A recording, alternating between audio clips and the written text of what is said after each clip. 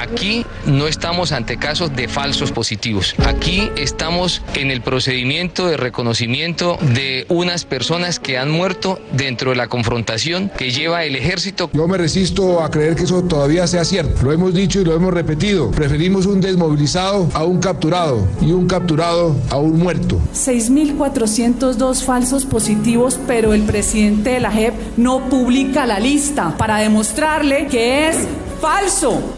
No son pocos los colombianos que todavía, a pesar de las evidencias históricas, creen que los falsos positivos no sucedieron. Para ellos va este epílogo. Carvajal, epílogo.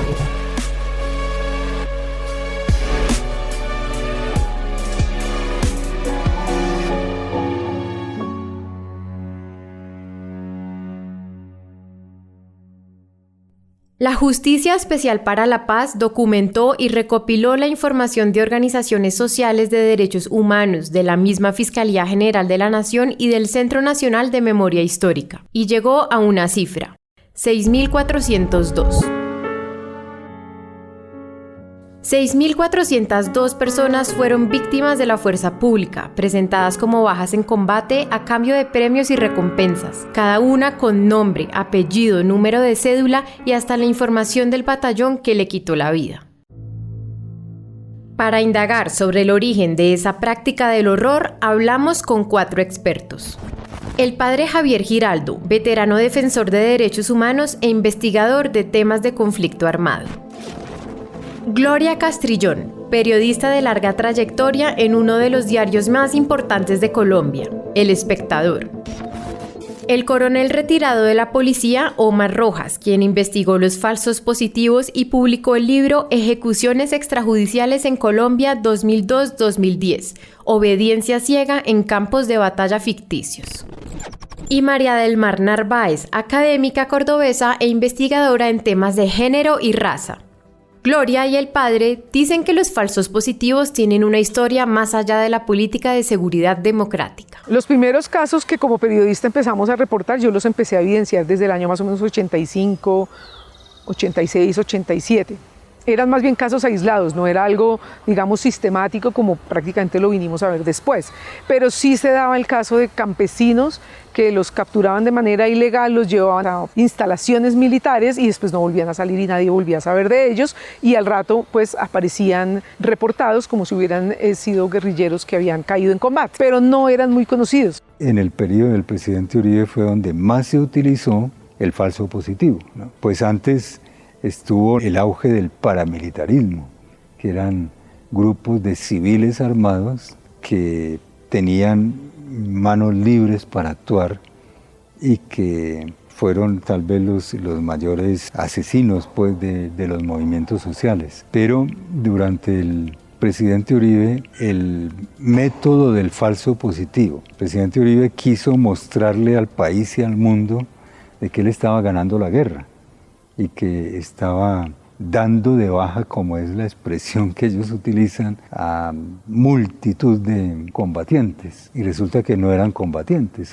Por su parte, el coronel Rojas explica que hubo factores específicos en el gobierno Uribe que potenciaron estos crímenes. En el 2002 lo que sucede es que se dinamizan los falsos positivos. Se institucionaliza el falso positivo como una medida que era evaluada desde el Ministerio de Defensa. Había un indicador en el plan estratégico del sector defensa, el cual debía cumplir toda la fuerza pública y consistía en números de terroristas a dar de baja en el año. ¿Eso qué significa? Que los comandantes de fuerza, ejército, policía, fuerza aérea y armada, en el mes de diciembre debían programar cuántos terroristas iban a matar el próximo año. Y era una medida muy seguida por el Ministerio de Defensa Nacional, la medían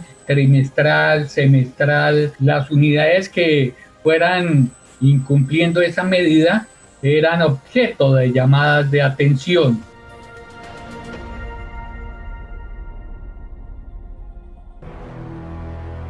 No podemos bajar la guardia. Primero que tiene que dar ejemplo es el presidente de la República, pero eso tiene que gravitar en la conducta y en la conciencia de los altos comandantes, de los medianos comandantes, de todos, de todos. Era la era Uribe, de ofensiva frontal contra las FARC, una guerra que pasó por encima de miles de civiles. Pocos días después de que el presidente llegó al poder bajo esa promesa, sucedió el primer falso positivo.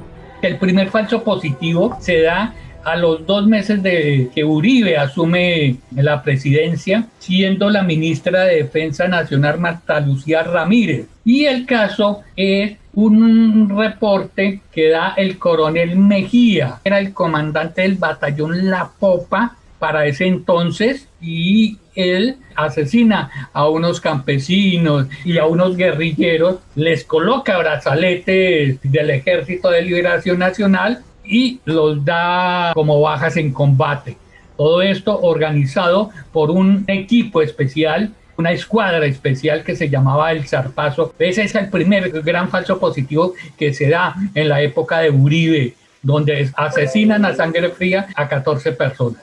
Ese coronel, Publio Hernán Mejía, está hoy en prisión, responsable de 75 asesinatos o llamados falsos positivos. Para la periodista Gloria Castrillón, la primera sospecha de que estos crímenes podrían suceder fue una directiva del Ministerio de Defensa que reglamentó el pago de recompensas a militares por las bajas en combate. Conocimos los periodistas una directiva del entonces ministro de Defensa, Camilo Espina, la directiva número 29 de 2005, donde empiezan a pagarse recompensas en dinero por las bajas que daban los militares en la guerra, en los combates.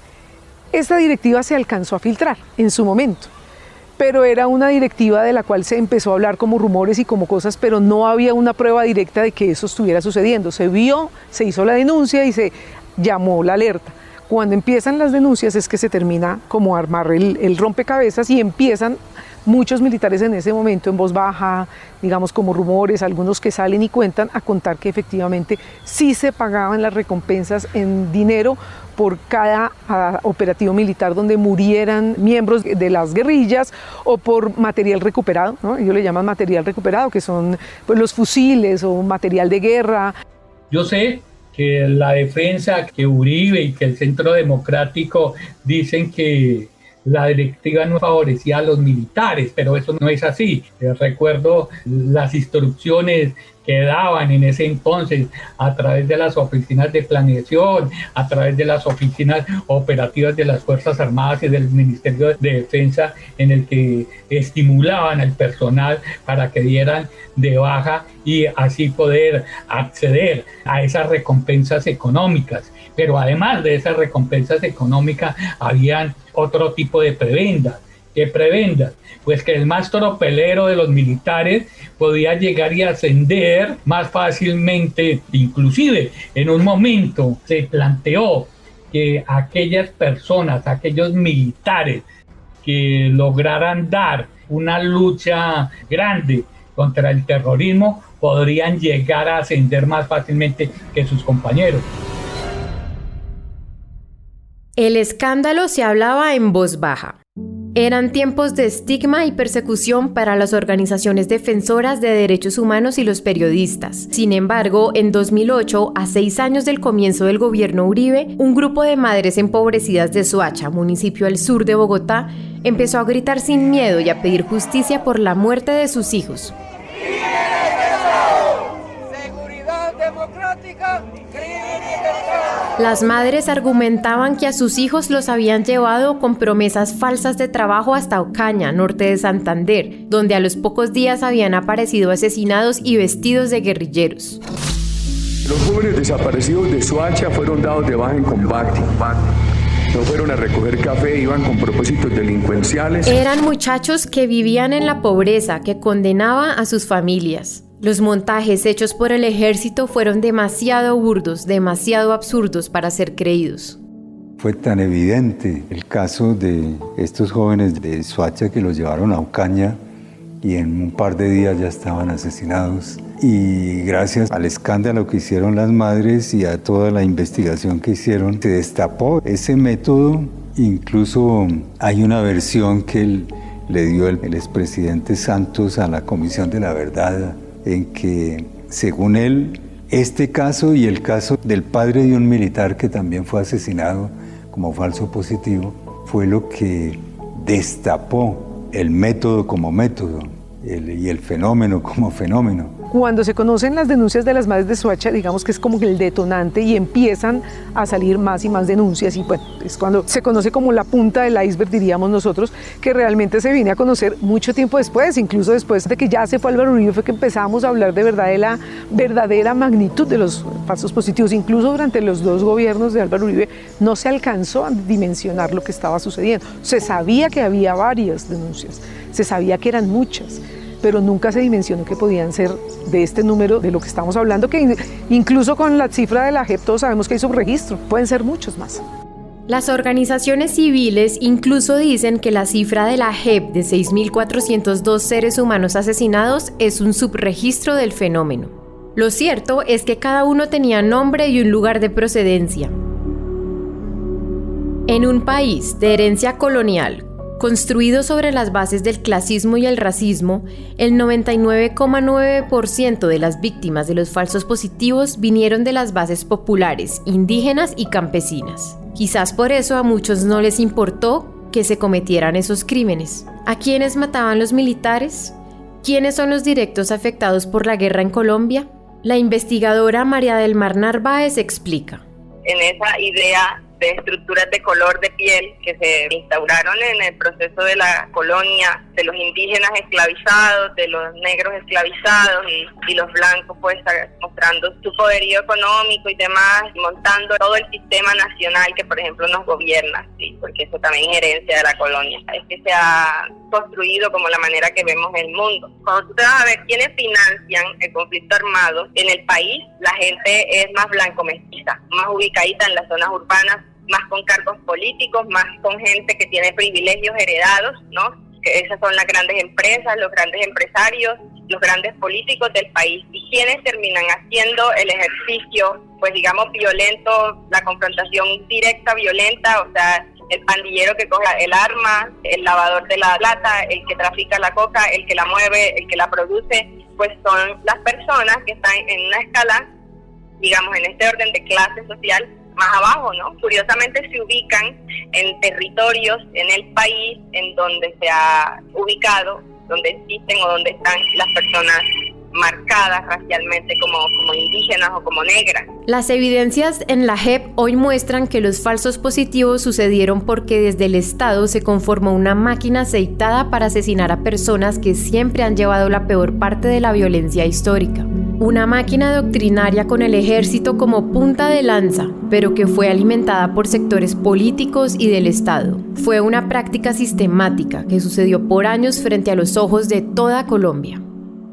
Hay unos casos en los cuales la brigada donde hubo, o la unidad militar donde hubo unos falsos positivos, llega otro comandante y lo que hace es seguir lo que el otro dejó, porque cuando llega descubre que eso está pasando y decide, como decimos en Colombia, comer callado y seguir con la práctica, pues la sigue. Incluso hay casos en los que llegan a unidades militares comandantes que no quieren seguir con eso y no lo hacen, sencillamente tapan lo que sucedió, se callan, se hacen los que no vieron nada, pero no lo siguen haciendo. En la sentencia del coronel Borja, que son los falsos positivos de Sucre, dice que era una máquina de sangre y había toda una maquinaria en el Estado para hacer eso. Claro, entonces fueron muchas las piezas que en esa maquinaria funcionaron y se aceitaron durante varios años para que esta práctica se hiciera aquí, se hiciera aquí, se hiciera aquí, se hiciera en determinados sitios, y por eso podemos hablar casi que de una práctica sistemática, porque muchos funcionaban igual.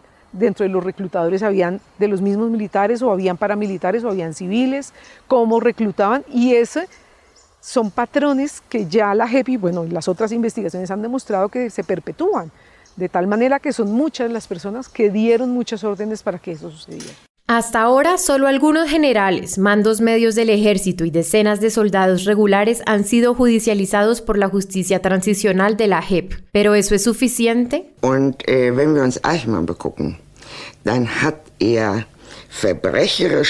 En sus estudios sobre el origen del mal, la filósofa y teórica alemana judía Hannah Arendt estudió el caso de Adolf Eichmann, oficial nazi y uno de los responsables del Holocausto durante la Segunda Guerra Mundial. Su conclusión es que él no fue un monstruo sádico, sino un burócrata obsesionado con cumplir el deber y mantener su posición en el sistema. Arendt dice que el mal se manifiesta de manera ordinaria y cotidiana, cuando se pierde la capacidad de pensamiento crítico, cuando no se cuestionan las consecuencias de las acciones propias. Lo primero que se le enseña a las personas cuando llegan, cuando se alistan, cuando comienzan a hacer carrera militar o policial, es que las órdenes se cumplen o la milicia se acaba. Y sobre todo en esa época se les decía a los muchachos que si la orden era ilegítima, cumpla la orden y después reclama.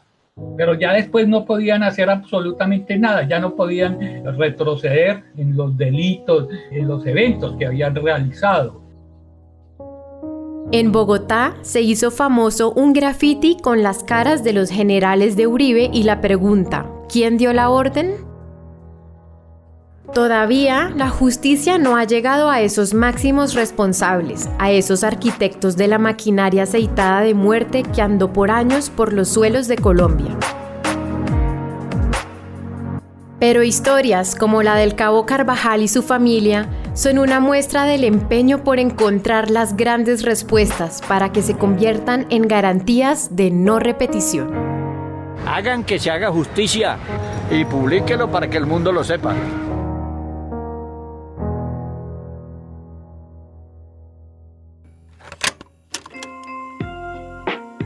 Carvajal es una serie de podcast producida por María Paula Suárez, David González, con la edición de Jorge Mario Pérez. Síguenos en redes sociales como Choque Podcasters y para escuchar más historias como esta puedes apoyarnos donando en nuestra página web www.choquepodcasters.com. Escúchanos gratis en Spotify y no olvides seguir y calificar nuestro podcast.